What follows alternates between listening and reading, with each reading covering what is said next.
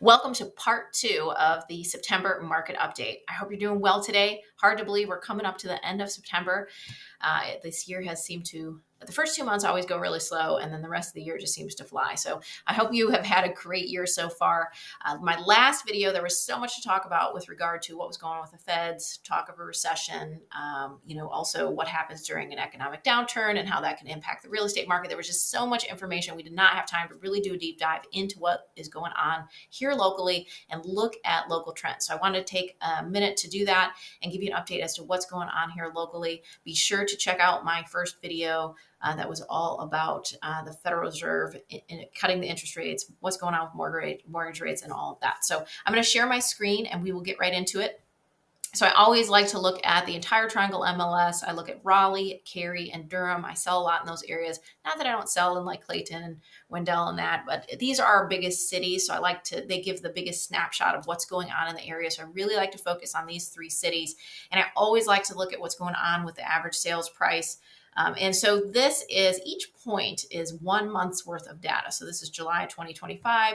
This is August 2025.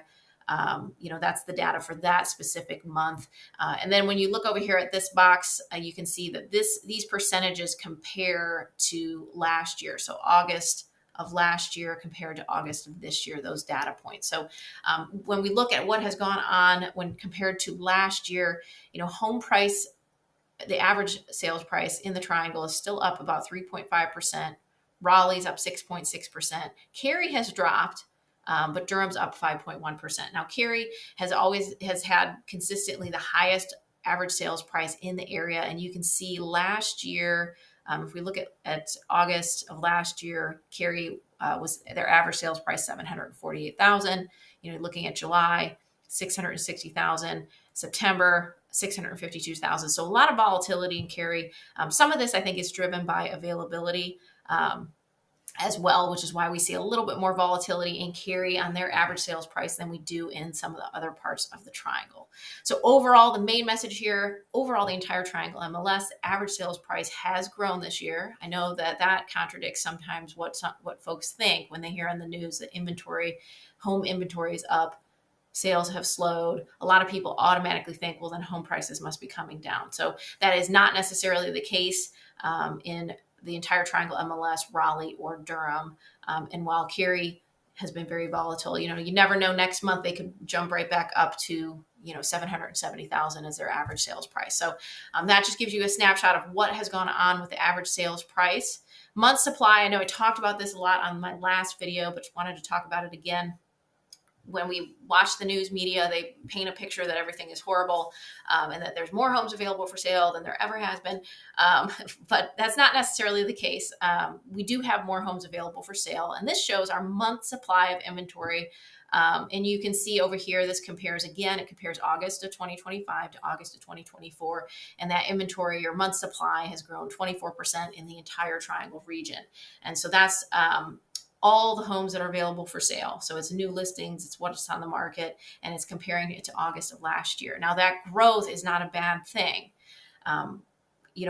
What we've seen is that there are more, if you're a buyer in the market or you're thinking about making a purchase, there's more homes available for sale than there have been in the past. And I think the important thing to note in this particular section is that, at a 3-month supply for Cary, Raleigh at 3.6, Durham at 3.5. Yes, inventory has grown, but a 3 and 3.5 month supply of homes is still not a huge amount of inventory. A 6-month supply of homes is considered a normal and balanced market. So we're still below that. And I do always like to show how long it has been, especially for folks who are just tuning in and just starting to watch my videos. I always like to look and see, when was the Triangle at a 6-month supply, or when were any of these cities at a 6-month supply. And this goes back to 2015.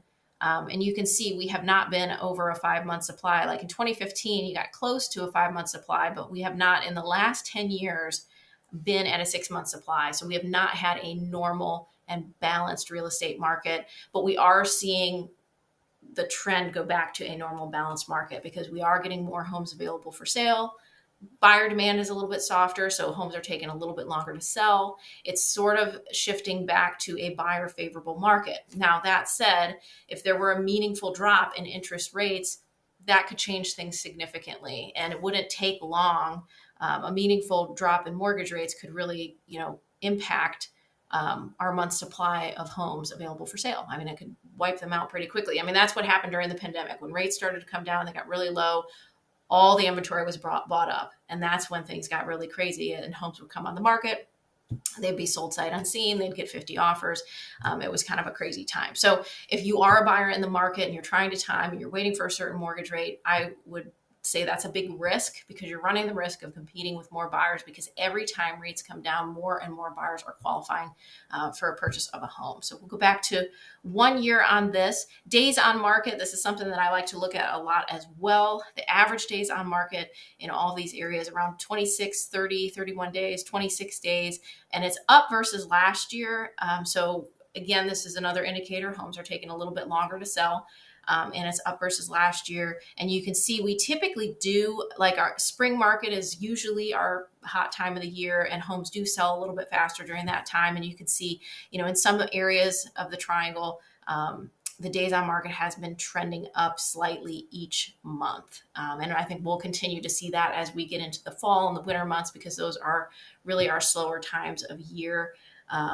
And that's just historically when we typically see, showings and all of our sales and everything go up. It usually peaks in May and then kind of trends down until we get into the next year.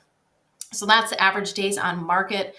For the next two slides, I'm going to take the entire triangle MLS out and just focus on Raleigh, Cary, and Durham. And this is homes for sale. So you can see what has happened over the last few months with homes available for sale, definitely creeping up. And when you look at August compared to last year, you can see, Raleigh's up almost 30%, Cary's up 61%, Durham's up 53%. So more homes available for sale.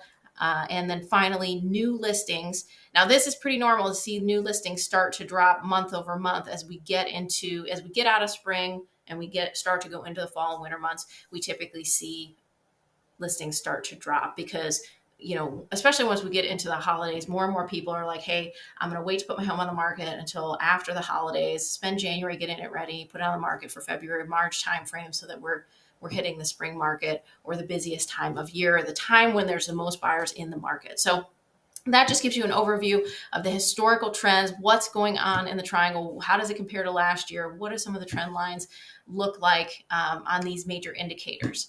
Now, what is going on today in the real estate market? And I like to look at Raleigh, Cary, and Durham again, because I sell a lot in those areas. So today, there are almost 3,600 homes available for sale. It's funny, I go back and I look at my videos from 2021, and it's funny because you'll see there's 1,200 homes available for sale. So it's just funny to see this number is growing. This also includes new construction. So these are resale homes. These include new construction. The new construction are going to be your quick move-in homes. So these are homes that are either just started, maybe they're in framing, they're somewhere in the construction process. They may be all done and just waiting for a buyer. These are homes that are available.